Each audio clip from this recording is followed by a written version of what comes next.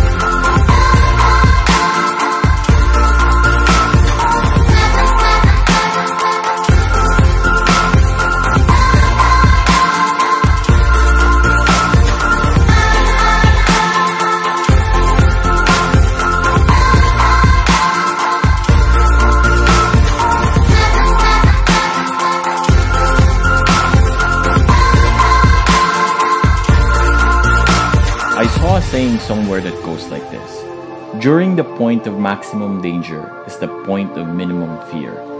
I don't agree with this though, because when I jumped, the only thing I could think of was how scared I was that the parachute might not open.